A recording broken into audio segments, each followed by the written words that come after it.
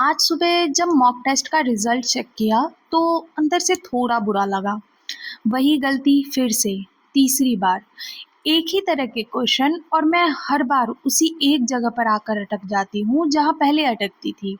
पहले दिमाग में आया शायद ये टॉपिक ही मेरे बस का नहीं है, और फिर उसके पीछे पीछे एक और डरावना ख्याल आया, अगर यही हाल रहा तो एग्ज़ाम में क्या होगा।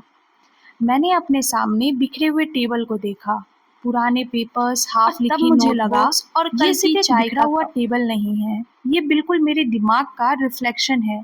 सब कुछ बिखरा हुआ, कंफ्यूज्ड और अनऑर्गेनाइज्ड। तो मैंने डिसाइड किया, पढ़ने से पहले मैं इस टेबल को साफ करूंगी, बिना कुछ सोचे, बिना ओवर थिंक किए, और एक एक चीज़ उठाई और उन्हें अपनी सही जगह पे रखना शुरू किया।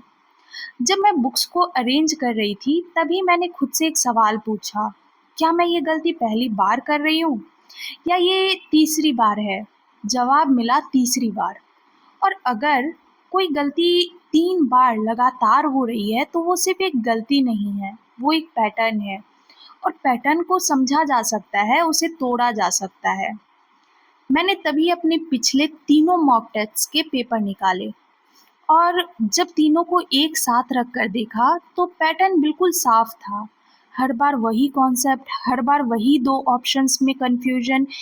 ये कोई कोइंसिडेंस नहीं था, ये मेरी तैयारी का एक ऐसा गैप था जिसे मैं जाने अनजाने में अवॉइड कर रही थी। अब टेबल पूरी तरह साफ हो चुकी थी, और अजीब बात थी, जैसे जैसे टेबल साफ हुई दिमाग का बोझ भी हल्का लगने लगा। जब हमारे आसपास की चीज़ें अपनी सही जगह पर होती हैं तो सोचना और फोकस करना बहुत आसान हो जाता है। मैंने अपने नोटबुक का एक नया साफ पेज खोला।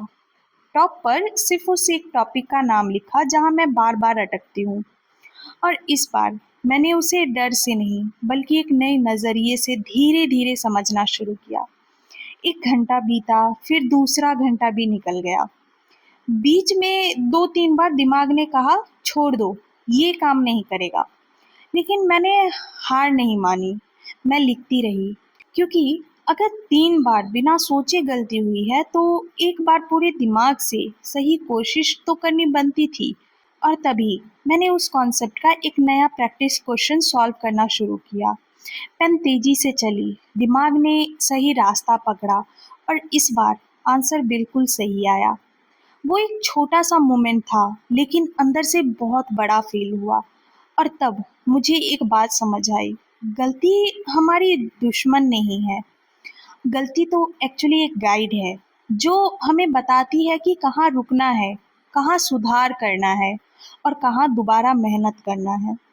हम अक्सर सोचते हैं कि मॉक टेस्ट में फेल होना या कम मार्क्स आना हमारी कमज़ोरी है, लेकिन असल में फेल होना हमें वो एग्जैक्ट जगह दिखाता है जहां हमें थोड़ा ज़्यादा काम करने की ज़रूरत है।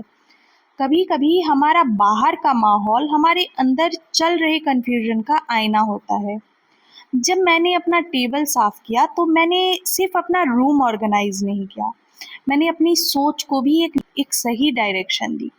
तो अगर आज तुम्हारा भी कोई मॉक टेस्ट खराब गया है या कोई ऐसा टॉपिक है जो बार बार पढ़ने पर भी दिमाग में नहीं स्ट्रेस बैठता, लेना तो सॉल्यूशन बस एक नहीं बार है, रुकना, प्रॉब्लम को अपनी स्टडी समझना टेबल को सॉल्यूशन है। देखना, और और खुद से कभी-कभी एक उस सवाल बड़े पूछना, सॉल्यूशन की ये शुरुआत पहली अपने बार बिखरे हुए है या टेबल को बार बार साफ हो करने रहा से है, होती है। क्योंकि एक तुम्हारा साफ जवाब ही टेबल, तुम्हें एक बताएगा साफ कि दिमाग, अब और आगे एक क्या गलती करना जो है। आज हमेशा के लिए सही बन गई।